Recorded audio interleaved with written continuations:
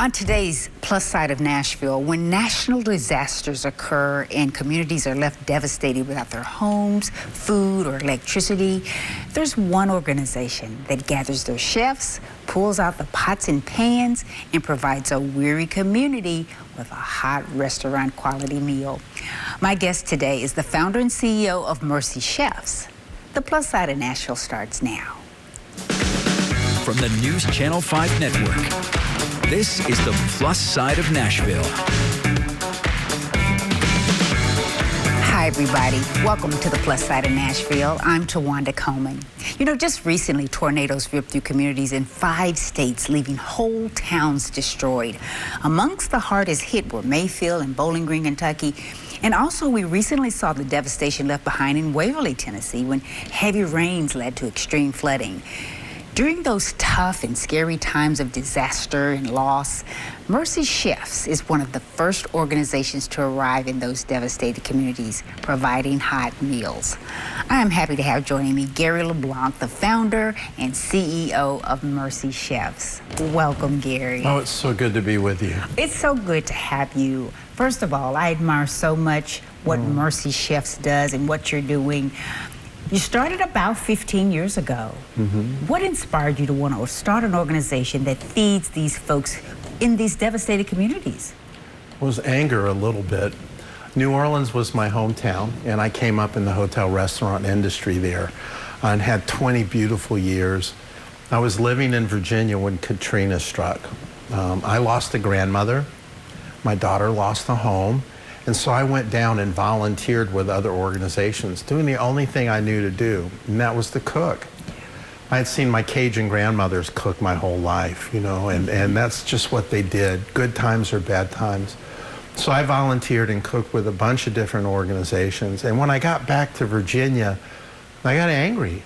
I didn't believe the quality of food being served was the best that the professional hoteliers and restaurateurs could offer. I didn't think it was the quality that people that just lost everything should be fed. And that anger about what I saw other organizations do is what led to the founding of Mercy Chefs. Now, God bless anybody that went down and served anything, and they did the best they could. But I knew in my heart there was a better way. And that was the genesis of Mercy Chefs. We're going to do a high quality meal, and we're going to do it well, and we're going to do it for plenty of folks. And that's exactly what you've been doing. You're currently, tell me about where you currently are. Well, we're everywhere. Yeah. It seems like we have 7 mobile kitchens. Keep them based in Virginia and Georgia, Alabama, in Texas, Oklahoma, and in California.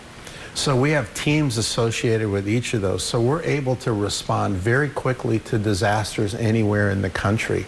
And it seems like we're responding more and more often to bigger and bigger storms and bigger disasters. And it does seem that way. It does seem like we're having more and more of those.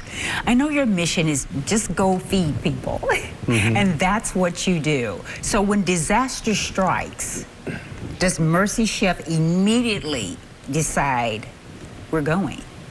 It varies from time to time. Certainly if it happens in a city where we have connections or we have one of our kitchens or one of our chefs, it's very easy to respond. Other times we've got to rely on local boots on the ground to say, do you need to come in? We always think that if there are local assets that can handle the storm, it's better for us to stand back. But again, more and more often, local assets really are overwhelmed in these times. For the tornadoes, we were back in Waverly. You know, we had done so much work there after the floods. We were back doing Christmas outreach when the storms came through. And so our team finished the outreach, and we went from Waverly directly to Mayfield.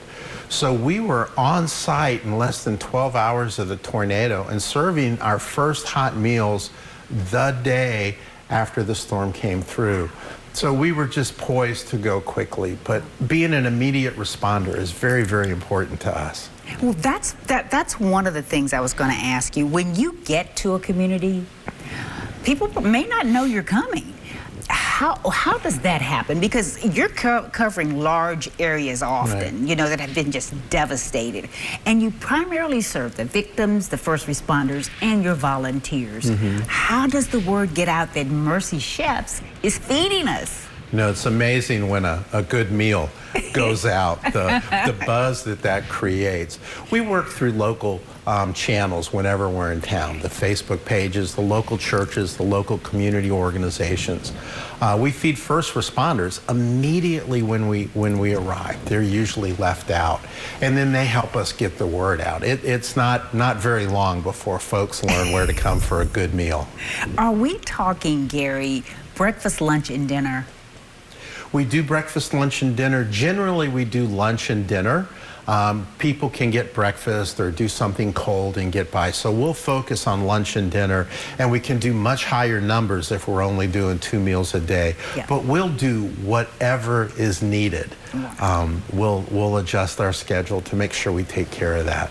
Well, let's talk about the food you provide, because these are definitely restaurant-worthy types of meals. Give us an example of what a dinner might look like. Well, for dinner, you're going to get something that you would have gotten at home. It's going to be familiar. It's going to be a meatloaf. It's going to be a shepherd's pie. It's going to be a baked pork loin. You're going to have fresh vegetables. You're going to have a salad. You're going to have a homemade dessert. You're going to have a roll. Our chefs just pour their hearts into the food. It's comfort food. It's elevated comfort food.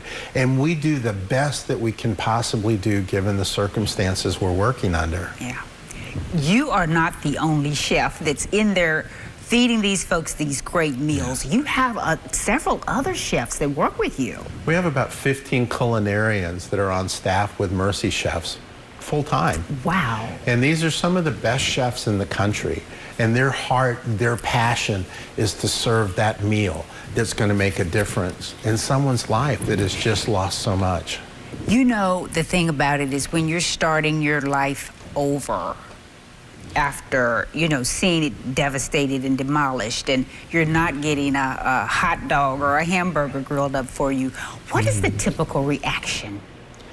Well, we always say something amazing happens over a shared meal. You and I do it as friends, we do it with our family, but to go and do that with somebody that's just lost everything, that's dazed, confused, really hasn't thought about their circumstance. It's just an honor. It's a moment of connection. You know, at the very simplest form, it's just food on a plate.